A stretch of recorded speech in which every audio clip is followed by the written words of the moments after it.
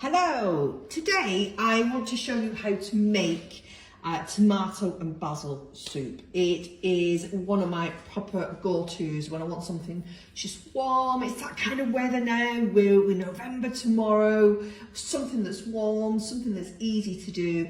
And a bit like everything we're doing at the moment, we're bulk cooking. So we're cooking as much as we're able to do. And then I keep some in the fridge, some will be for lunch today. And then I have those soup bags that I then let cool down and put in the freezer. So it just means that I've got some food, warm food, whenever I need it and fancy it. So what I've done is I've taken a pack of tomatoes. You're talking a pack of just tomatoes from anywhere, to be honest with you. Get those for less than £1.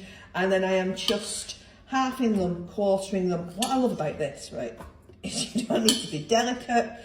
You just throw it in it goes. Now, I'm using a soup maker. This can be done on the hob. No problem at all. It's a soup maker we got quite some time ago. I've got to say, I do love it because all I'm doing is just throwing everything in. But you can do this by putting everything into a pan. Doing exactly like I'm doing. And then you bring it to the boil. And then afterwards you use a food processor or even one of those hand ones just to mix everything up. So I'm just throwing this in, as you can see, just let me show you as it goes in. We have there, don't we? We have the minimum and the maximum on there. You can see the tomatoes are just going in. So I just keep on adding. In it goes by half, just so you can see what it is that I'm doing here. In it goes. Like that. Now, as you'll see here, we have a basil plant. Now, I bought that basil plant from Lidl. I'm going to go back about 6-7 weeks ago, actually. Might even be more than that. 64 pence. Okay, 64 pence. And I got it. I used it a couple of times. And then what I have done is I water it. Bless when I went away, just watered it for me. And then what I'm going to do now is I'm going to take some of the bigger leaves, like this. That's what we're going to use. I wish actually you could smell that because it smells absolutely beautiful. So I'm going to take it like that. Just take some of the bigger ones because they're the ones that you can see already underneath. I'll show you. They've got the smaller ones that are coming through. I love it. 64p, 65p, and it's lasted for ages. I do water it, so it just sits on the side. It smells lovely when you've watered it as well. And all I'm doing with this, you can chop it, you can do what you want with it. If you want to chop it, crack on, you can chop it. Are you with me? But you just want the basil going in. So I'll take another one and put that in there as well. So just let me show you so you can see where we're up to with that. There we go, so you can see that we're up to our max there. What I do next is I've got some stock cubes. These are no ones, to be honest with you. I've used Asda's, I've used any supermarkets, Lidl's on.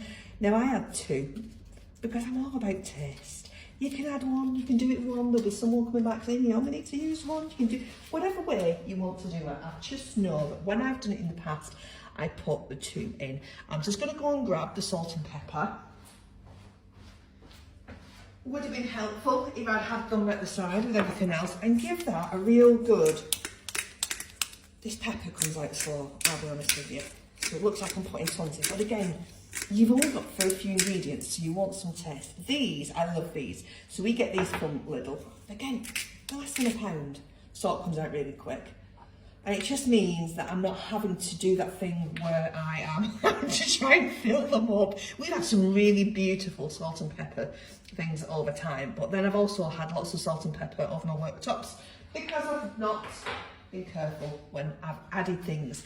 And this is it. The only thing we need to do now is I've had my kettle boiling beforehand, so I've got hot water. I'm going to pour it straight in. I'm going to go up to the maximum line. There we go. You can see, let me show you. And it goes. And then, I'll turn it that way. You just put the lid on like this. There we go, it's in. You can see that? And we're going to have we're going to have it creamed. So you could have it with pieces, depending on what you're cooking. So I did potato and leek the other day. If you want something a little bit thicker, you can do. Now I did potato and leek the other day and it's quite thick. So what I did was I had some for lunch, then I added some more stock and did a blend. So you can just keep adding. So I'm going to put that on. It's not going to come on. It might, I have a fear. It's not switched on the wall now. I amuse myself though. I don't think I need to say that to you, do I? Check it on the wall that it's switched on. On it goes. Now what that will start to do is it heats it and it cooks it at the same time, as it would if it was on a hob. It then blends it out. So you've just got one contraption, one machine that does all that for you. You can hear it now. It sounds like a kettle. It's heating up. Cooks it, checks the temperature, and then it gives it a good blend. Then it beeps to let me know when it's ready. So what I will do is I will come back once that is blended and I can show you what it looks like. I was going to say what it tastes like, but okay, you can show you what it looks like. Okay, we are back. As you can see, we are keeping warm. It's blended. I haven't lifted this off yet. I thought I'd leave it. Oh, you can see, look at that. Look at the colour. Oh, beautiful, beautiful, beautiful. So I'm going to just pop that there. What I did look through before, because I just wanted to double check, is on this particular one, and like I said, there's different kinds. This is vegan friendly. So we are making a tomato and basil soup, which is friendly for vegetarians and for vegan. So I just wanted to point that out. There's different cubes. Just have a read. You'll know if you're vegan and you're vegetarian, you'll check yourselves. But I wanted to know this one today, I will mark up as being vegan. So it is then as simple as da da da da. And then, so this is lunch. This is today's lunch. Now, what you could do, and this part isn't vegan, okay, you could add a sprinkling of cheese on top if you chose to do. You could use bread and butter. These are all things that obviously I know would not fit in with being a vegan. I'm just offering them up for suggestions if we're not vegan.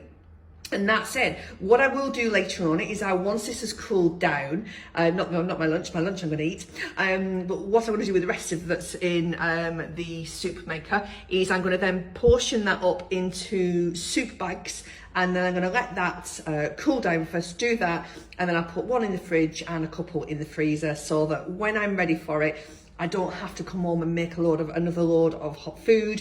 We've used an appliance once, and then we're just going to use the microwave to reheat it up, which is pennies if we're talking about cost of something in a microwave.